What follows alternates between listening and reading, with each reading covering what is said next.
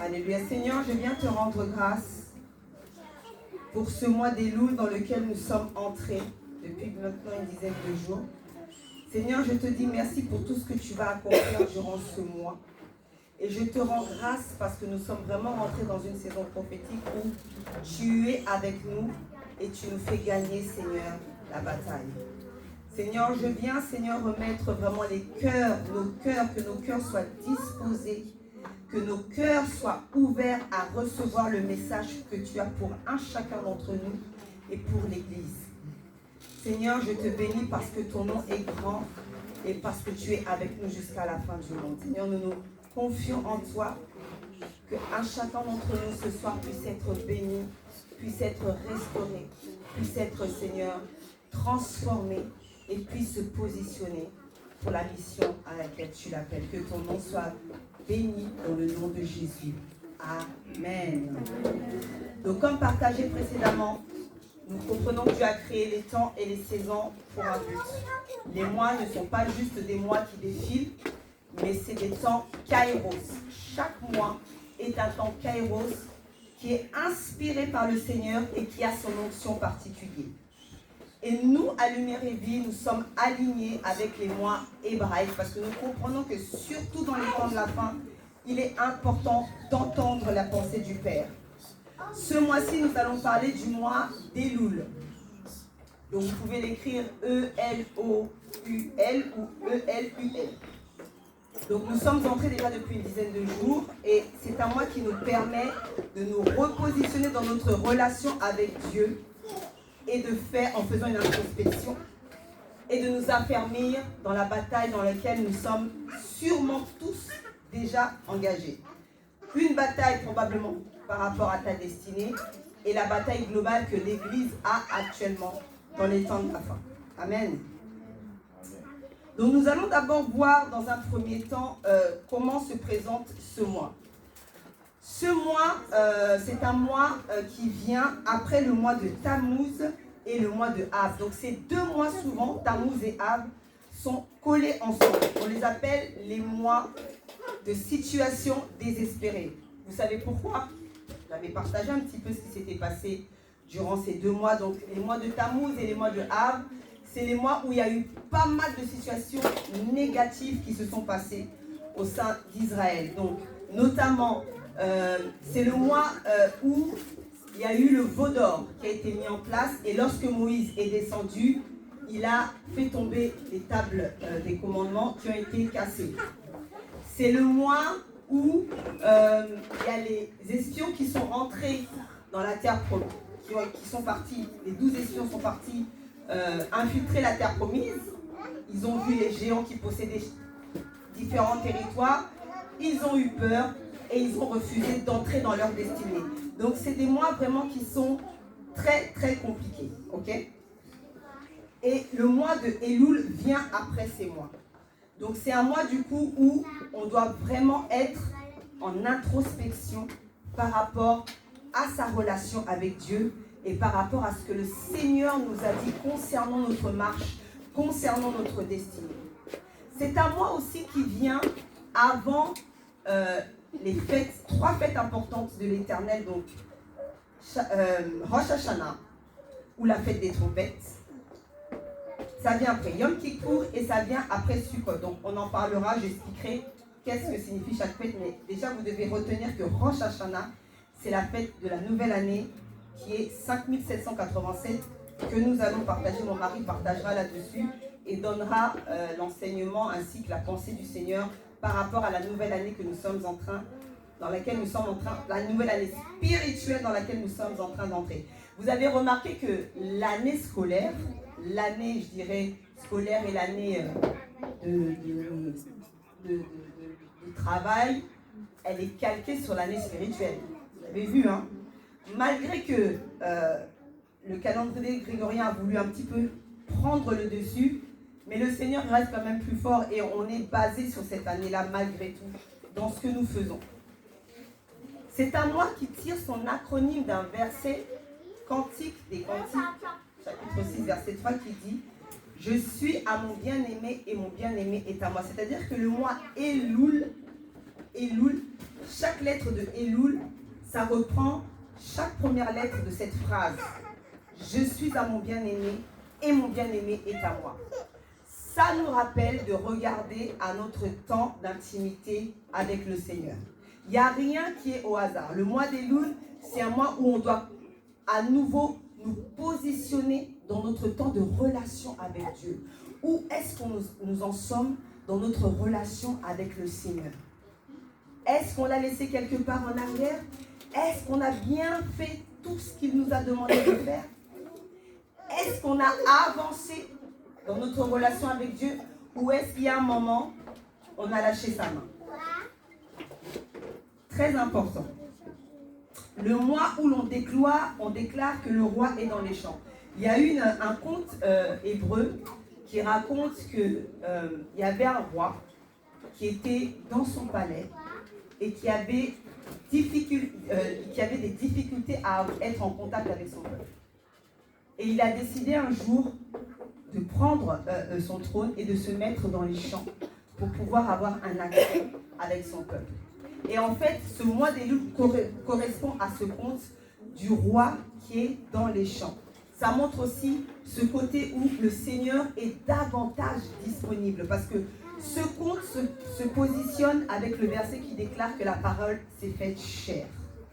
Jésus-Christ est descendu de son trône, on était perdus, personne ne pouvait nous racheter, mais il a quitté son trône et il est venu à notre niveau, il a donné sa vie et il a si un pu nous racheter des mains de l'ennemi et nous avons pu être réconciliés avec le Père Céleste. Donc c'est vraiment, ça rentre tout ça, toutes comment je peux dire, tous ces enseignements rentrent vraiment dans cette révélation de ce mois qui est un mois où on prend un temps et on se repositionne dans sa relation avec le Seigneur. Amen. Amen. Alléluia. Donc nous avons été enseignés sur le mois de Tammuz, où nous avons et Av, où le peuple hébreu a refusé d'abandonner, a refusé plutôt d'entrer dans sa terre promise. Et aujourd'hui, nous, on peut se positionner dans le sens que on n'a pas eu à poser ce genre d'acte. Aujourd'hui, nous sommes tous avec des appels, avec des ministères, avec des missions que Dieu nous demande, et nous devons aller jusqu'au bout. Okay? Et entre-temps, en allant jusqu'au bout de ce que le Seigneur a pour nous, ça nécessite des combats et des batailles. Donc ces géants-là, en vrai, on est en train de les affronter dans ce qu'on vit. Donc ce mois d'introspection nous permet aussi de savoir où nous en sommes dans notre combat, dans notre bataille, pour mieux nous repositionner et faire ce que le Seigneur nous demande de faire. Amen. Amen. Amen, amen. C'est un mois qui est associé à la tribu de Gad. Vous savez que chaque mois est associé à une des 12 tribus d'Israël. Et c'est un mois qui est associé à la tribu de Gad. La tribu de Gad, il faut savoir que Gad, c'était une tribu guerrière. Gad, c'est le 7e fils de Jacob qu'il a eu avec la servante de Léa, qui s'appelait Zilpa. Et il était considéré comme un guerrier. Et Gad a eu 2 prophéties importantes que nous allons lire. Allons dans Genèse 49, verset 19.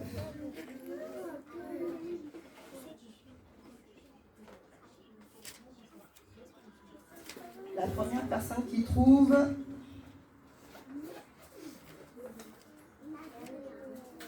Genèse 49, verset 19.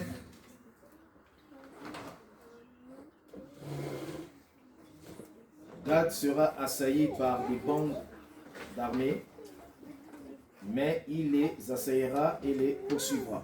Amen. Cette prophétie, c'est la prophétie que Jacob lui a donnée. Nous allons aller voir la prophétie que Moïse a déclarée sur la tribu de Gad. Deutéronome 33, verset 20. Première personne qui trouve pourra lire.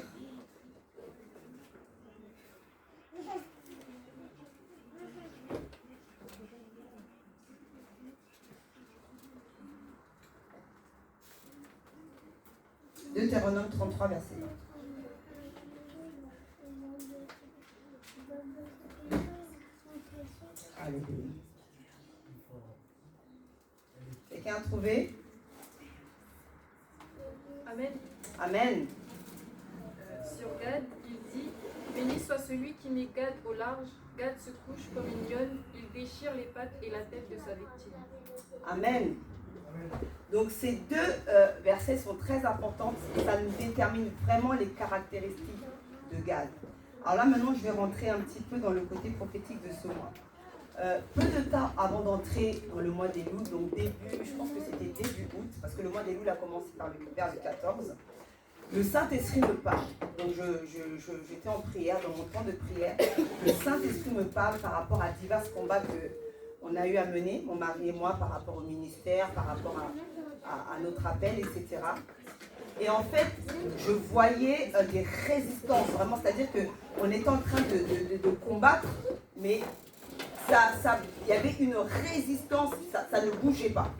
C'était vraiment difficile. Et le Saint-Esprit me parle, il me dit que le combat que vous menez s'est accru parce que l'ennemi a augmenté de force en prenant diverses, en se repositionnant, en utilisant d'autres armes. Ce combat qui s'est accru et généralisé sur tous les enfants de Dieu. C'est-à-dire que le Seigneur me faisait comprendre que ce que nous vivions, en fait, actuellement, la plupart des enfants de Dieu, du corps de Christ, sont en train de vivre des combats majeurs sur leur vie. Comme par exemple, je ne sais pas si vous avez entendu, il y a eu pas mal de décès dans le corps de Christ, de serviteurs de Dieu qui sont décédés, de pasteurs, il y a pas mal de personnes qui passent par vraiment des temps d'épreuve, de stérilité, pas mal de choses. Il y a vraiment des attaques qui se sont accrues contre les enfants de Dieu. Et le Saint-Esprit me dit en troisième fois que ce combat de vie qui vous arrive à sa fin. Arrive à sa fin, car je vais lancer mon jugement sur les ennemis. Par contre, il faut tenir. Il faut tenir, il ne faut rien lâcher, malgré les oppressions, malgré la peur. Donc en fait, le Seigneur est en train de me parler que c'est quelque chose qui est généralisé et qu'il faut que le peuple de Dieu puisse comprendre que tu n'es pas seul en fait. Tout le monde est en train d'être épuisé parce que ça correspond à la saison à laquelle l'Église, avec un E majuscule, est entrée. Chacun d'entre nous, nous devons nous positionner. Donc ce mois de Elul, en vrai, il correspond parfaitement aussi à la saison spirituelle dans laquelle le monde actuellement est entré. Donc faire une introspection de ta vie, te positionner dans ta relation avec Jésus et recevoir ses instructions pour les mois à venir. Amen. Donc cela m'a directement projeté, quand le Saint-Esprit m'a parlé, cela m'a directement projeté au moment où les 12 espions, ils ont visité la terre promise et ont aperçu les géants qui se trouvaient sur leur territoire. Parce qu'il faut bien comprendre, il faut bien vous mettre à leur place. Dieu leur dit, je vous ai donné la terre promise, je vous ai donné Canaan. Ils arrivent en Canaan, ils voient que c'est déjà à quelqu'un d'autre. Qu'il y a des gens, et pas des moindres, qui ont pris possession de ce territoire. Et que eux, ils doivent récupérer ce territoire.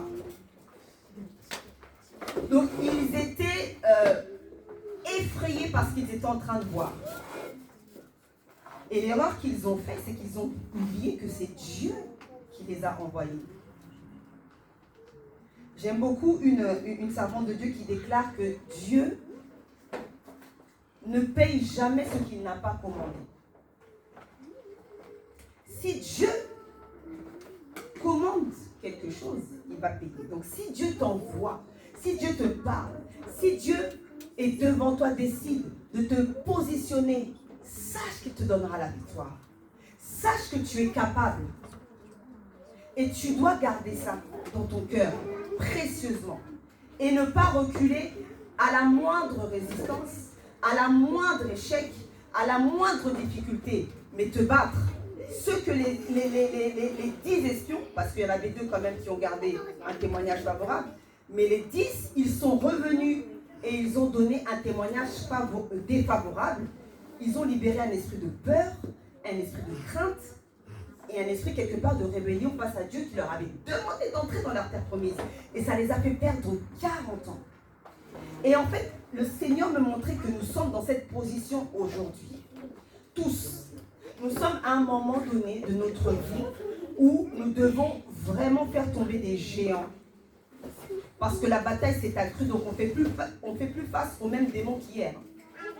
Nous devons faire tomber des géants et aller posséder notre destinée. Pourquoi? Parce que nous allons entrer dans des temps où chacun d'entre nous, nous devons être forts dans notre identité d'enfant de Dieu. Nous devons être forts pour pouvoir maintenant affronter la vraie bataille qui s'annonce contre l'Église. Ce que nous vivons actuellement à notre petit niveau, des batailles au niveau de la santé, au niveau des mariages, au niveau des enfants, des situations au niveau du travail, des problèmes financiers, différentes oppositions. L'ennemi, ça c'est de la distraction que l'ennemi met parce qu'en vrai, les vrais enjeux qui arrivent, ça nous dépasse. C'est au-delà de tout ce qu'on peut voir aujourd'hui. Mais pour pouvoir vivre et être l'église sans tache ni ride qui va accueillir le retour du roi de gloire, nous devons d'abord, nous, personnellement, être affermis et forts dans notre identité d'enfant de Dieu. Nous ne pourrons pas affronter l'ennemi en étant malades, en étant faibles. Nous ne pourrons pas affronter l'ennemi en étant dépressifs. Nous ne pourrons pas affronter l'ennemi en étant toujours en train de pleurer sur notre sort. Donc c'est un temps, ce mois-ci, très, très, très important pour le corps de Christ en règle générale. Imaginez un peu si à ce moment-là, ils avaient accepté leur destinée et qu'ils avaient dit, ok, on se bat, on récupère notre territoire. Je crois que les choses auraient été vraiment différentes. Ils auraient gagné leur territoire et ils n'auraient pas perdu 40 ans. Et en plus, ils auraient joui de cela avec ceux qui étaient sortis d'Égypte. Ceux qui étaient sortis d'Égypte auraient vu les promesses que Dieu leur avait faites et qu'ils ne mentaient pas. Mais ce qui s'est passé, c'est que non seulement ils ont refusé, mais ils ont perdu toutes les personnes qui étaient en Égypte, dans le désert. Donc dans cette saison, nous devons nous affermir dans nos choix, dans nos décisions, dans notre marche avec le Seigneur. Nous devons revoir comment nous avons marché jusqu'à présent. Quelles sont les décisions que nous avons prises jusqu'à présent? Est-ce qu'elles sont en alignement? Vous avez vu qu'à Lumière et Vie, depuis décembre 2025, nous parlons de l'alignement. Et là, c'est encore, je dirais que c'est le point ultime. L'alignement de ta vie. Chaque domaine, chaque aspect doit être en alignement avec ce que le Seigneur parle sur toi. Gad était connu pour être loyal, fidèle, courageux et féroce dans le combat. 1 Chroniques, chapitre 5, vous pourrez lire à la maison. Ce sont donc des traits de caractère que nous devons vraiment développer dans la bataille. Ce sont les traits de caractère nécessaires pour avancer dans ces temps et dans ces saisons dans lesquelles nous sommes entrés. Fidèle à la parole de Dieu, fidèle entre frères et sœurs, et loyal, la loyauté. Dans le corps de Christ, si nous voulons tenir face à ces vagues, à ces tremblements de terre, à ces tsunamis, à toutes ces nouvelles pandémies qui vont probablement arriver, nous devons nous soutenir les uns les autres, être loyaux, être forts. Gad a su le faire pour ses frères. C'était la tribu qu'on appelait toujours en renfort pour se battre, pour protéger Israël. C'était la tribu qui était là avec David au moment où Saül voulait le tuer, lorsqu'il voulait s'échapper. Gad était fidèle à David, loyal. Mais aujourd'hui, est-ce qu'on retrouve... Le Seigneur a même dit dans la parole, lorsque je reviendrai, est-ce que je retrouverai la foi, la fidélité à ma parole? Pourquoi nous devons redoubler dans ces traits de caractère? Vous savez, une petite parenthèse, nous allons entrer dans des temps où ça va être de plus en plus difficile de manifester sa foi. Ça va être de plus en plus difficile de déclarer je suis chrétien, je suis enfant de Dieu, j'avance, ça va être de plus en plus difficile. Si tu n'es pas affermi dans ta foi, tu peux dire non, comme Pierre, quand on lui a demandé. C'est les mêmes temps qu'on va vivre. Pierre, on lui a demandé, tu étais avec Jésus. On n'est pas plus grand que Pierre. Pierre a dit non, il a renié Christ 3 fois. Nous devons nous affermir dans notre foi, dans notre identité. Comprendre aujourd'hui, c'est quoi, quels sont les enjeux d'être un enfant de Dieu. Est-ce que être chrétien, c'est juste le fait de venir le dimanche à l'église, d'écouter la parole de Dieu? Ou c'est une identité de la même manière que ta couleur de peau, lorsque tu te regardes, tu sais de quelle couleur est ta peau, tu sais la qualité de tes cheveux, et tu sais profondément que tu es enfant de Dieu, c'est ton identité. Et ton identité doit se manifester dans ta parole, ton identité doit se manifester dans ta marche, ton identité doit se manifester dans tes actions, dans tes décisions, dans tes relations, dans tes choix. Amen. Nous entrons vraiment dans ces temps-là. Le prophète Élie qui a eu à se tenir contre Jézabel était de la tribu de Gad. Et Jézabel, c'était une petite personne. Jézabel, c'était tout un système, Jézabel. Vous imaginez? Jézabel avait pris le contrôle d'Israël. Petite parenthèse. On dit souvent que le prophète Élie était dépressif. Est-ce qu'il était dépressif pour être dépressif? Ou est-ce qu'il était dépressif parce qu'il faisait face à un système qui avait une puissance démoniaque? Élie s'est tenu contre la reine du territoire. Donc elle était non seulement reine dans le physique, mais spirituellement aussi, elle contrôlait le territoire. Ça, c'est l'intercession stratégique. On apprendra ça. Elle contrôlait donc. Quand on dit que Élie était dépressif, c'est pas qu'il était dépressif pour être dépressif, mais il était attaqué par un puissant esprit démoniaque et satanique qui venait de Jézabel. Jézabel, c'était une des filles, une prêtresse, fille de divinité. C'était une divinité, Jézabel.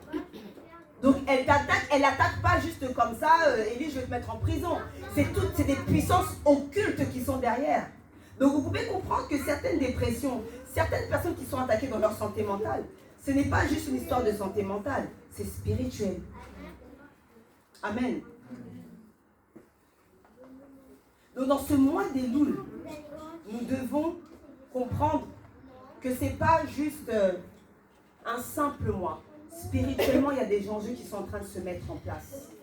Et Dieu nous permet de comprendre spirituellement quel est ce mois pour que nous puissions nous positionner. Donc nous devons nous comprendre, premier point, marquez-le. Sois armé et équipé pour le combat spirituel.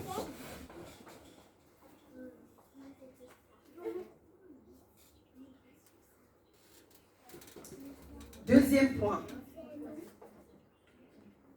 Sois ferme et déterminé.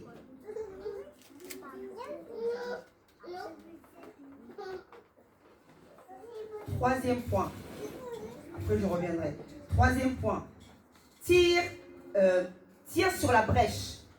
Se tenir sur la brèche. Pour sa famille, pour son église, pour sa nation.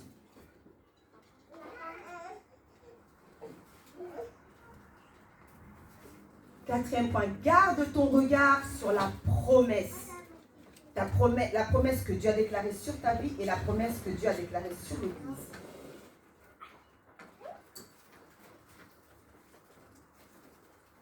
Cinquième point, marche dans l'intégrité.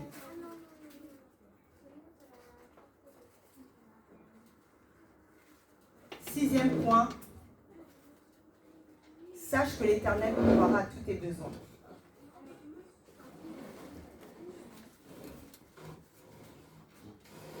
Amen. Amen. On va revenir sur le premier point. Donc, sois armé et équipé pour le combat spirituel. Vous savez tous ici qu'à Lumière et Vie, c'est un ministère de délivrance, un ministère prophétique de délivrance, de combat spirituel, de guérison.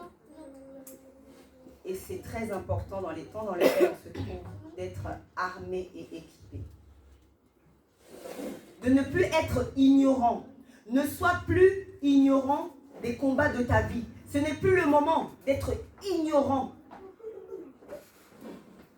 de ton sang. Est-ce que vous comprenez lorsque je dis ça? Ne sois plus ignorant de qui tu es et de ce qui t'attend. Ne sois plus ignorant de l'autel satanique qui se dresse dans ta famille et qui empêche l'expansion de l'évangile de Christ. Ne sois plus ignorant des combats que tu es en train de mener actuellement, la source, l'origine, et qui t'empêche de te positionner dans l'armée du Seigneur pour les temps de la fin. Et sois équipé pour le combat spirituel, aie faim et soif de Dieu. Il est plus qu'important que le peuple de Dieu comprenne l'importance des cultes, du fait de se réunir, de se rassembler ensemble, d'être dans la maison de Dieu, d'écouter la parole de Dieu, pour s'équiper, pour se fortifier. Le Saint-Esprit ne pourra te rappeler que ce qu'il y a en toi.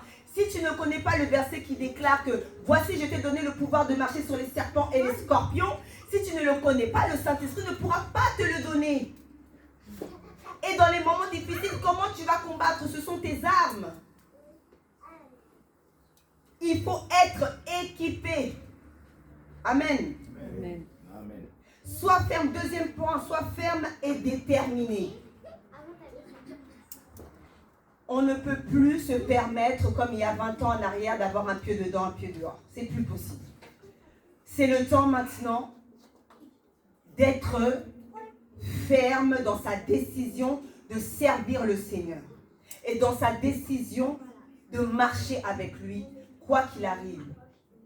Dans mon cœur, j'ai choisi de suivre Jésus. Le monde derrière moi, la croix devant moi. C'est le temps de travailler à son caractère.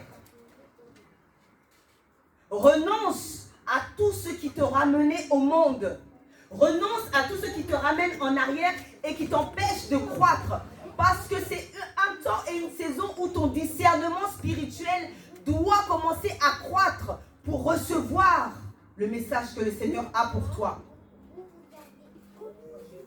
Ce n'est plus le temps des années passées où le pasteur est à la tête et puis il y a l'église en bas et puis tu dois tout... Non. Les enfants de Dieu doivent se positionner dans leur identité et dans toutes les capacités qu'ils ont reçues lorsqu'ils ont donné leur vie à Jésus-Christ. Et sois déterminé que ton oui soit oui et que ton non soit non. Amen. Tiens ferme sur la brèche. Se tenir sur la brèche. Pourquoi le Seigneur, quand il m'a visité en début de mois, il m'a dit, Sandrine, c'est le temps maintenant, je vais apporter mon jugement sur tous les ennemis qui se tiennent contre l'Église et qui empêchent l'Église de se réellement préparer correctement, se positionner pour les temps de la fin. Parce que l'ennemi, c'est un de ses jeux favoris, c'est de nous envoyer des combats inutiles. Des combats qui sont distractions. Vous vous souvenez lorsque mon mari a eu le Covid et que j'ai dû me lever pour combattre pour lui. Et dans ma tête, c'était, mais Sandrine, toi-même tu es malade, toi-même tu te sens pas bien. Mais si tu as prié pour lui, mais toi tu dois chercher à te faire soigner, etc. Vous vous souvenez par rapport à la pathologie que j'avais? Qu'est-ce que le Seigneur m'a dit? C'est une distraction. Il a appelé cancer distraction. Tiens-toi pour ton mari, Sandrine, parce que le diable veut te le voler. C'était une bataille sérieuse. Mais si à ce moment-là, j'étais une femme distraite, je n'aurais peut-être pas reçu ce message. Parce que lorsqu'on se marie, petite parenthèse, lorsque tu te maries, c'est pour ça que je dis beaucoup aux célibataires, les genoux à terre pour le partenaire de destinée. Parce que lorsque tu te maries, ton partenaire, vous êtes liés spirituellement. Et tu peux mourir à cause de ton partenaire. Et ton partenaire peut te sauver. Nous connaissons tous l'histoire de Séphora et Moïse. Séphora qui a sauvé Moïse. Alors si j'étais distraite et que j'étais éparpillée, je n'aurais pas eu ce discernement-là. Parce que c'était une des premières fois où j'entendais Dieu de voix audible. C'était pas la voix intérieure. C'était vraiment le Seigneur Jésus est venu dans la chambre où j'étais avec les enfants parce que mon mari était à l'hôpital. Et il m'a réveillée. J'ai senti le souffle. J'avais un tissage et mes mains, les cheveux, ils ont vibré. Et le Seigneur m'a dit, Sandrine, lève-toi, on veut voler ton mari. Lève-toi. Nous sommes dans ces temps où nous devons nous lever. Amen. Ne plus être dans les distractions. Tenir sur la brèche. Prier les uns pour les autres. Les combats que tu as ce mois-ci, tu te lèves en jeûne et prière. Ça doit prendre fin. Pour que tu puisses te positionner et te tenir sur la brèche pour les choses qui comptent vraiment. Pour les vrais enjeux qui arrivent. On doit se tenir pour la nation de la France. Parce que pour ceux et celles qui n'ont pas le choix, pour ceux et celles qui n'ont pas de voix. Amen. Garde ton regard sur la promesse. Quoi qu'il arrive, gardons nos yeux sur les promesses que Dieu a dit. Il l'a dit et il l'a dit et il l'a déclaré et il l'a dit et cela s'accomplira. Et le Père de la foi qui en est un grand exemple, Abraham, nous montre le chemin. Et nous le suivons. Amen. Amen. Marche dans l'intégrité. Nous entrons dans des temps où le diable cherche à polluer l'Église. Il cherche à faire rentrer les enfants de Dieu, les serviteurs de Dieu, dans de compromis. C'est plus que temps d'être considéré comme très, très, très spirituel. Parce que si on veut être un peu nonchalant et dire non, mais si je... Oui, mais bon, comment je vais faire si je ne fais pas ça pour gagner tel... Non, reçois l'instruction vraiment du Seigneur. Ne te fais pas toi-même tes calculs dans ta tête. Que Dieu te parle en termes clairs, comment tu peux gagner telle personne, comment tu peux gagner tel peuple. Ne cherche pas à jouer, à faire comme le monde. Dieu est au-dessus. Et puis Dieu, il a une foultitude. Il a un pléthore d'idées pour que nous puissions organiser des choses qui vont toucher le peuple, les perdus. Amen. Nous ne sommes pas obligés de copier le monde. Donc, gardons notre intégrité. L'intégrité, c'est le fait de marcher dans la vérité. C'est-à-dire la personne que tu es dans le secret, c'est comme ça que tu es aussi devant les gens.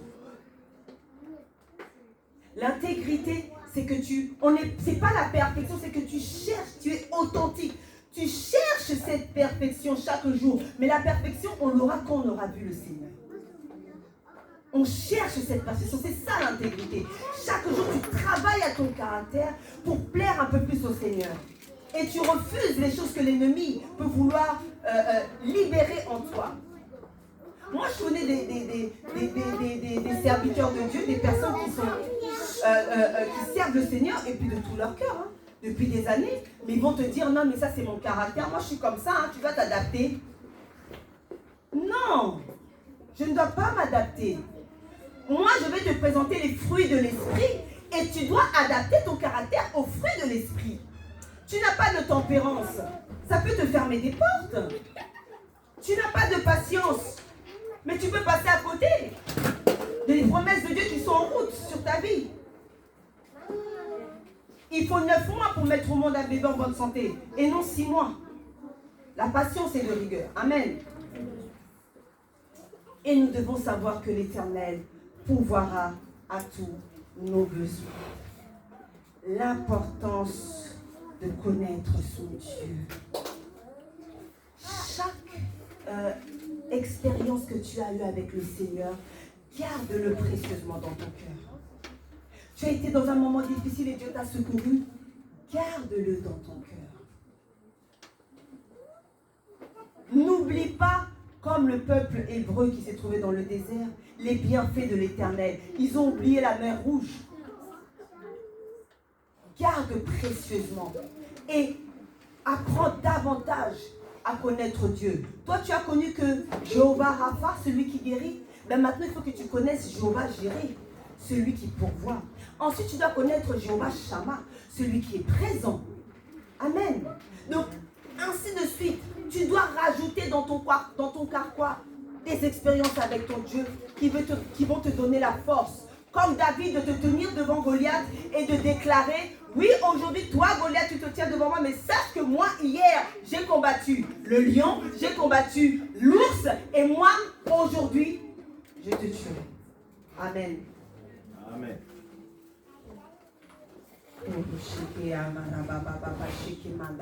Prophétiquement, je ne vais pas rentrer dans le... Prophétiquement, Marie le fera au mois de septembre, mais nous sommes en train de finir un cycle. Et nous sommes en train de rentrer dans un nouveau cycle. Alors finis bien ton cycle. Amen. Levons-nous dans sa présence, nous allons prier.